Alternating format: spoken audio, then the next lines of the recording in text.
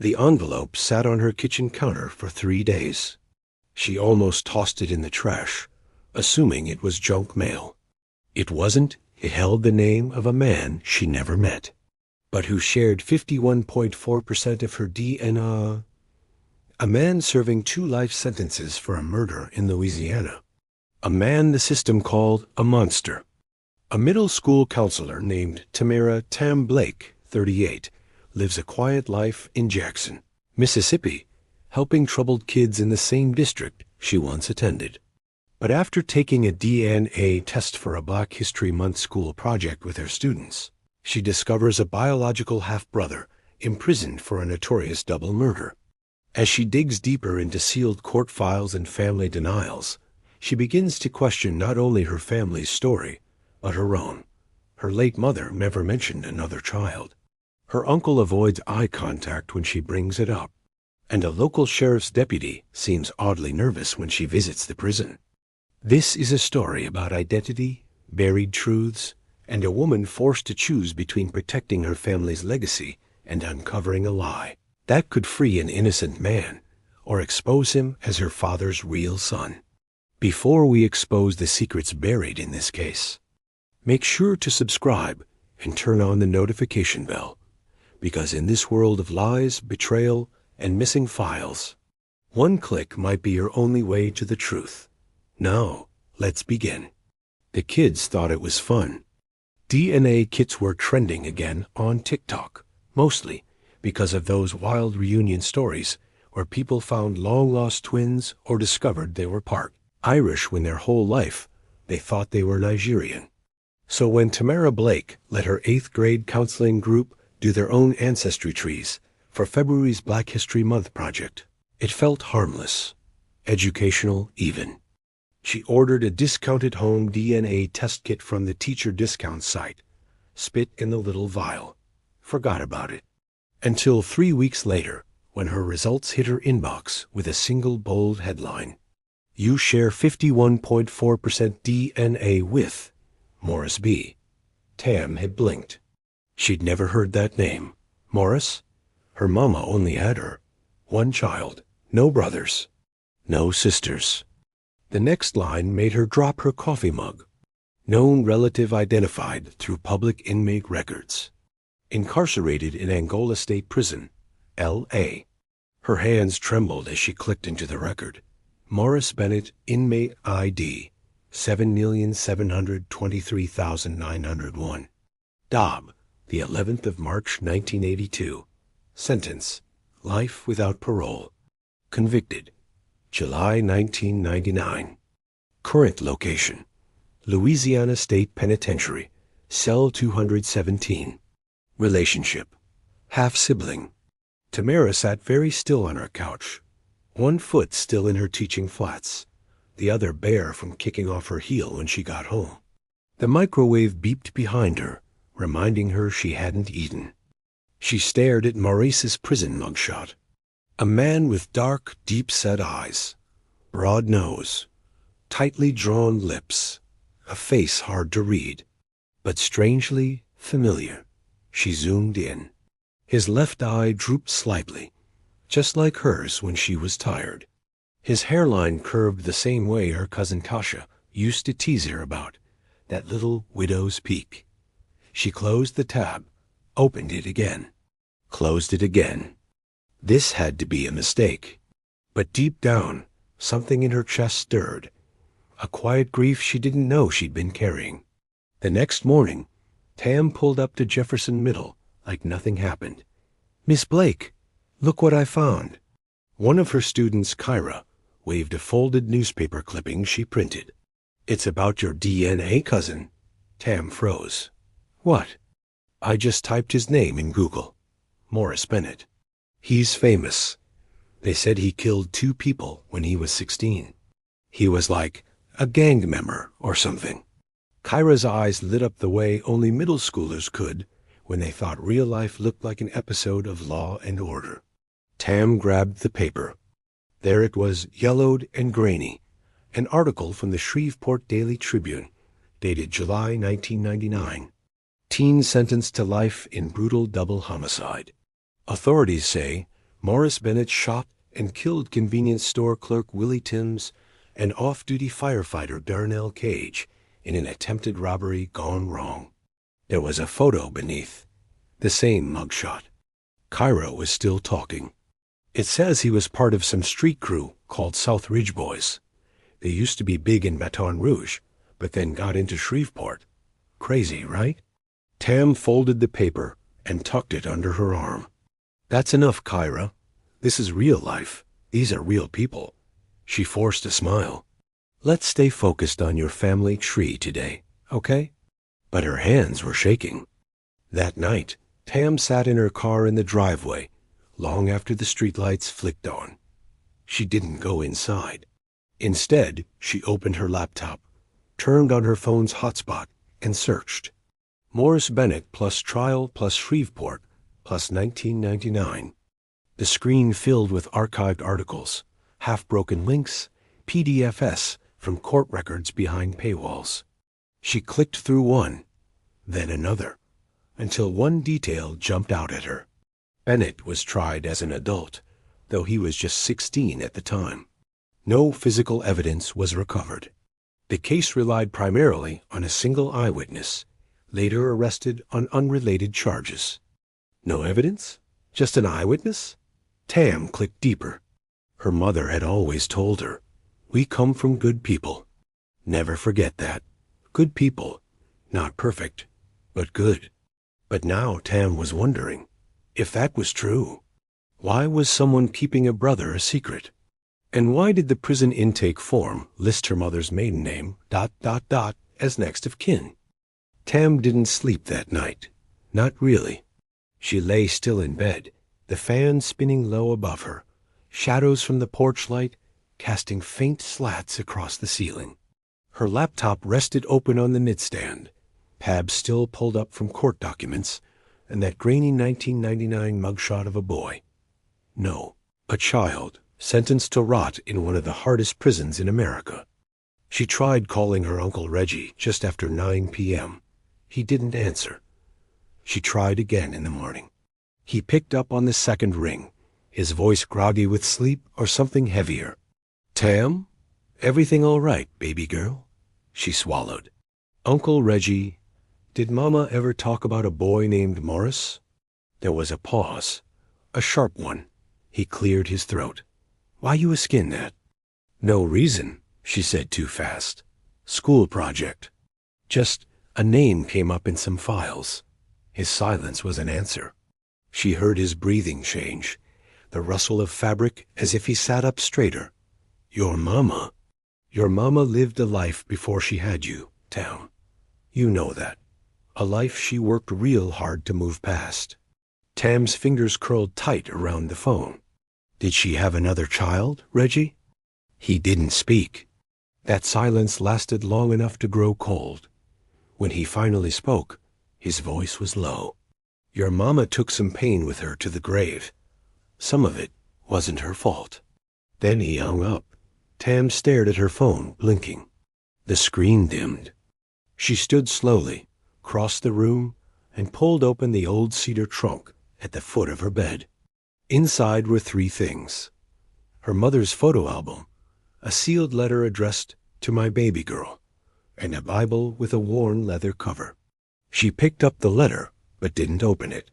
Not yet. Instead, she reached for the Bible. She'd never paid attention before. But now, beneath the first page was a folded yellow envelope tucked deep in the binding. Her hands trembled as she slid it out. The handwriting was different, sharp, masculine. It read, Angola State Penitentiary. Inmate number 7,723,901. Morris Bennett. Atten. Beverly Blake. The postmark was dated 2007. Tam had been just a sophomore in college then. She opened it. "Mama, if you're reading this, it means you didn't tear it up this time. I wrote you every year since '99. I ain't mad no more that you never wrote back. I guess I just wanted to tell you that I forgive you, even if I don't understand. They say I did something I didn't do, and maybe you believe that, maybe you don't, but I remember you. I remember the way you used to sing to me when I was sick. I remember the smell of coconut grease in your hands. I remember when you left. I don't know why you left me with them people, but I know I needed you. I still do. Anyway, I got a GED now. I read a lot. They let me work in the library sometimes. I hope you okay out there. I hope life been kind to you. Just wanted you to know I'm still here. Still your son, Morris. Tam's breath caught in her throat. Her knees buckled, and she sat hard on the floor. Her mother had kept it, hidden it, never told her. That meant it was true. Morris was real. And her mother had left him. Why? That afternoon, Tam didn't go to work. She called out sick, packed a notebook and 2 pens, and drove 3 hours to Baton Rouge in silence. At the courthouse annex, she filled out a records request under the state's public information laws. The clerk, a middle-aged white woman with purple nails, looked at her with an odd glance as she scanned the request. "This is from Morris Bennett's trial transcript?" the woman asked. Tam nodded. "Yes, he's family." The woman tapped her keyboard, frowned, then leaned closer to her monitor. "Weird. Some of these files are sealed. But it says here they were supposed to be unsealed in 2022. Tam leaned in too. "Can I get a copy?" The woman hesitated. Then she said, "You didn't hear it from me, but someone filed a petition to keep parts of this sealed. A private citizen. No badge. No lawyer title either." Tam blinked. "Who?" The woman slid her a yellow post-it note with a name. Deputy Wade Collier, East Caddo Parish Sheriff's Department. Back in her car, Tam sat in the parking lot with the engine running, heart racing. Why would a deputy try to keep files sealed on a case that was over 2 decades old? What did they not want seen?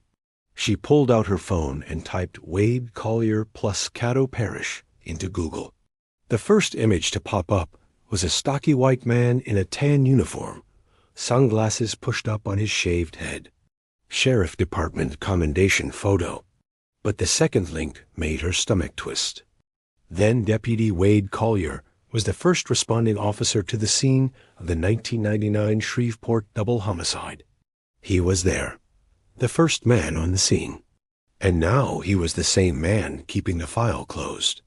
Later that night, Tam opened her laptop again. She clicked back into her DNA portal. Next to Morris's name was a small blue link. Send a message through secure inmate mail? Her hands hovered. Then she clicked it. Subject: You don't know me. Message: My name is Tamera Blake. I think we might be siblings. I need to talk to you. I want to know what happened in 1999. She hit send. The message disappeared. And the wait began. The message took 6 days to get a response. Tam checked the secure inmate mail portal every morning before school, then again in her car at lunch, and one last time at night before she went to bed. On the 7th morning, Saturday, she was in the kitchen barefoot, pouring sugar into her coffee, when the alert pinged on her phone. You've received a new message from inmate number 7,723,901, Morris Bennett. Her hand trembled as she opened it. Subject: Tamera. I remember you, not by name. But I remember Mama said she was going to have a baby again, just before she stopped coming. I thought maybe she lost it, or changed her mind about everything. But deep down, I always hoped she didn't. It's strange hearing from you now.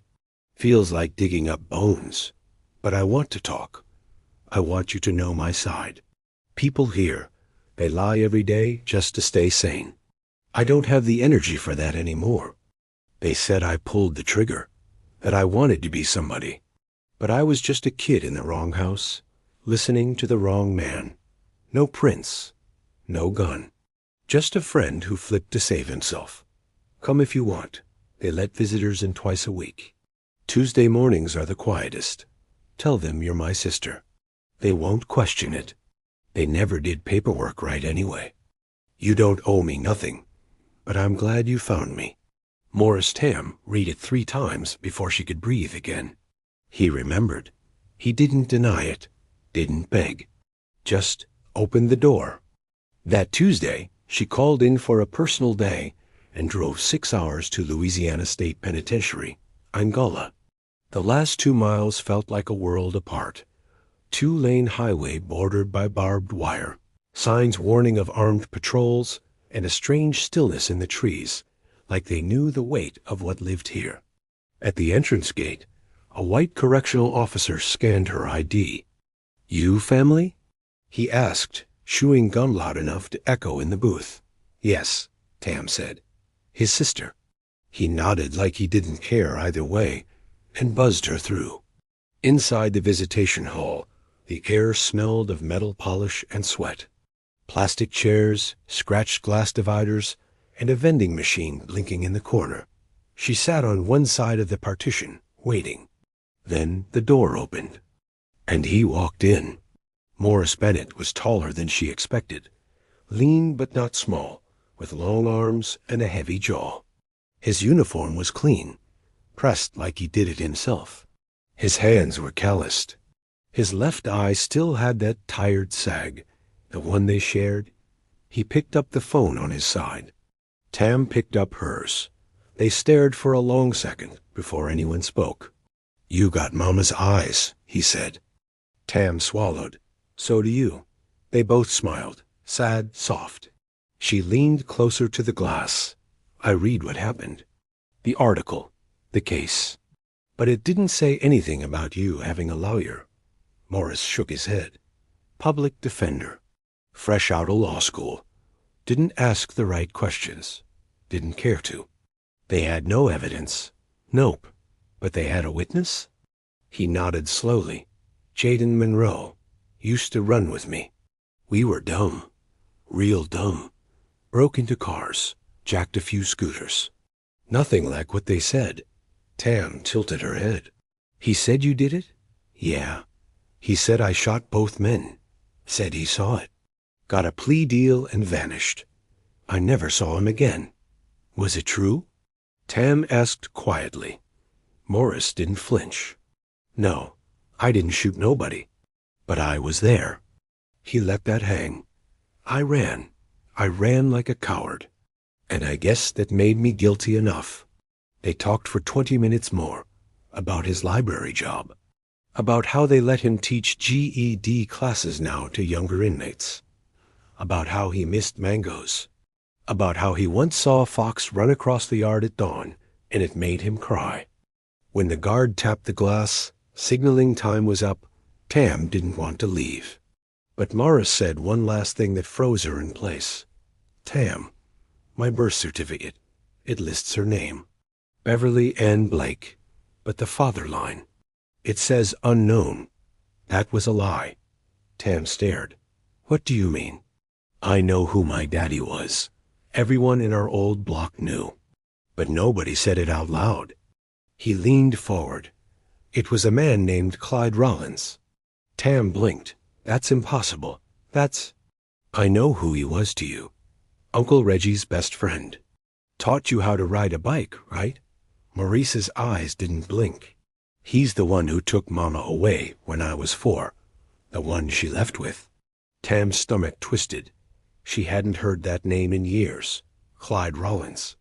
Her godfather. The man who practically raised her when Uncle Reggie was working doubles. The man who disappeared after her high school graduation, without warning. Morris watched her face closely. "They moved, Tam. Changed numbers. You think that was just about a job offer? Or was Mama running from something?" Tam left the prison with more questions than answers. But now a new name had entered the storm. Clyde Rollins. The man her mother trusted. The man who raised her like a daughter. The man who may have hidden a child. And maybe something far worse. It took Tam 2 days to work up the nerve to call Uncle Reggie again. The first time she dialed, she hung up before it rang. The second time, she waited, breathing in silence until his tired voice cracked through the line. "Hey, baby girl." She didn't waste time. Did Clyde Rollins father Morris? A pause. Just like before. I need you to tell me the truth, she said. No more half-memories. No more protecting Mama's name. I went to see Morris. Reggie let out a long, slow exhale. I figured you would. Once you got that letter. You knew? I found it in your Mama's drawer after she passed. Didn't know what to do with it. Did Mama tell you Clyde was his father? She didn't have to, he muttered. It was obvious. Same nose, same walk, same anger too. Tam sat on her porch, watching the wind push through the branches of the pecan tree that had stood in her yard since childhood. Why did Mama leave Morris behind? Reggie's voice cracked then. Because Clyde told her to. 1992, Baton Rouge. Tam's mother, Beverly, had been 24 with a 4-year-old son, barely surviving off shifts at a corner store and cleaning houses for cash. Clyde Rollins, smooth-talking and freshly returned from Houston, stepped into her life like an open door. He promised her peace, promised her safety, promised her a new life in Jackson. Only one catch: no baggage, no old ties, no baby daddies, and quietly no Morris. She begged him, Reggie said on the phone. She begged to bring the boy. Clyde said no. Said they'd build new, and she chose that lie. Tam could barely breathe. She left him with an aunt. Sighed she'd come back in 2 weeks, but she never did. And Clyde? Tam asked. He was gone 3 months after y'all moved. Left a note. Said he had debts. Tam drove to the old neighborhood the next day. It was a forgotten street now. Overgrown grass, boarded windows, and a faded mailbox barely hanging on. She parked outside the house that used to belong to Aunt Lily, the woman who'd raised Morris until the state stepped in after Lily's overdose in '96. She knocked. No one answered.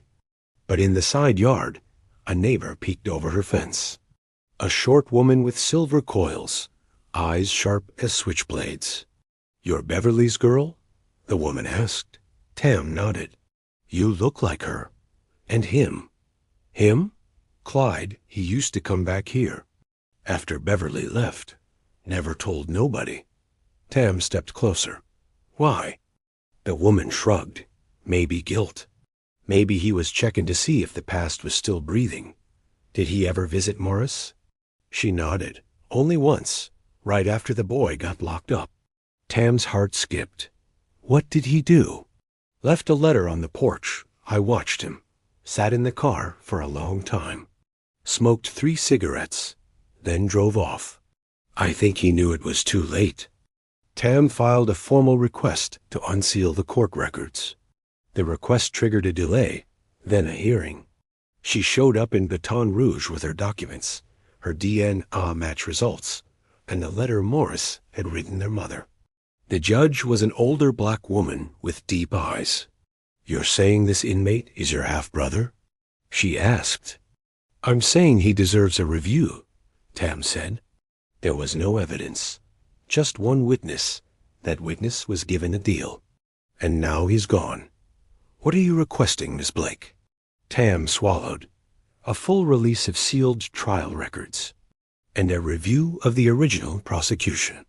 The judge glanced at the envelope Tam handed over. The DNA match, the original 2007 letter, and a written statement Maris had drafted from prison. 2 months later, Tam received the call. The conviction wasn't overturned yet, but the court granted a preliminary review and authorized Morris Bennett a public interest hearing, allowing him to re-enter the system under appeal based on new familial and prosecutorial evidence. It was the first crack in a wall that had stood for 26 years.